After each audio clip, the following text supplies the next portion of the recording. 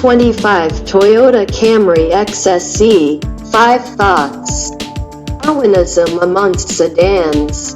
2025 Toyota Camry XSE front 3/4. Sedans are one of the best examples of Darwinism in the automobile business.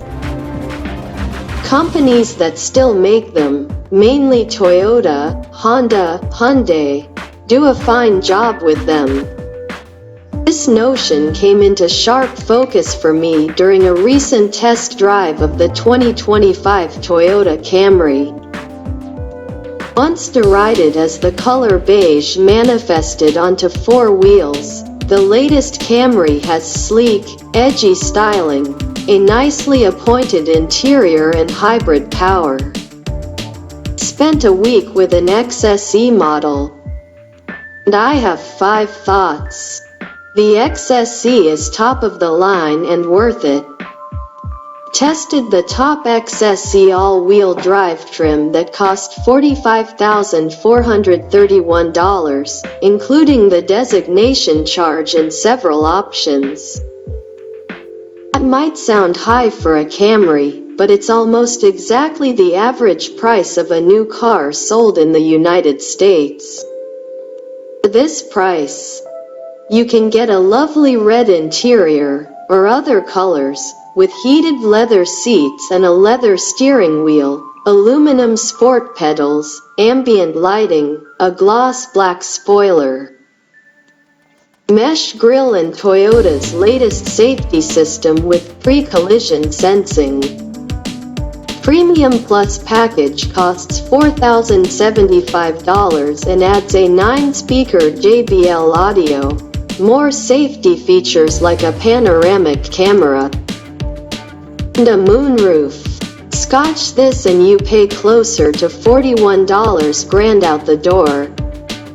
Would keep it and also would splurge on the upgraded dark gray metallic 19-inch wheels, $1,500. Which remind me of BMW M designs. It's a lot of stuff for a reasonable price. The Camry is a looker. The Camry has been a decent-looking car for a while now, but for 2025, Toyota gave its sedan a makeover in line with the Prius, which nearly everyone agrees is now an attractive car. Perhaps because Toyotas were so dull for so long. Might we be giving them too much credit for taking design risks now? Regardless, the Camry's sleek nose, lightly creased sides, prominent wheels and raked C-pillar exude confidence and presence. The XSE trim enhances the styling, but even the base car is sharp. Embrace the appliance powertrain.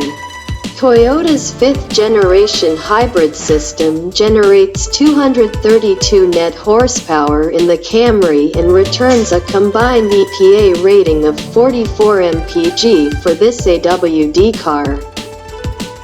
This is a good-sized sedan with respectable power that's not making any compromises. Through that lens, the MPG figure is outstanding. The entry-level SE, front-wheel drive, offers 51 mpg combined. Many people won't need to upgrade to AWD. I personally like the old V6 and the TRD variant, which were discontinued for the new model, but this Hybrid 4 is the way to go. There's tons of space in the comfy interior. The trunk is huge, swallowing camping chairs, golf clubs, baseball equipment and other sporting goods all at once. There's decent headroom in the back and plenty of space for a car seat. It's been a minute since I've been in a roomy, comfortable interior in a non-luxury car. The sedan makes the case for family duty as well as any vehicle of this size. You don't need a crossover. Many sedans, like the Camry, will get the job done just fine. It's decent to drive. The 235 pony hybrid system offers respectable power, though it's hardly quick. Steering is light but provides some feedback.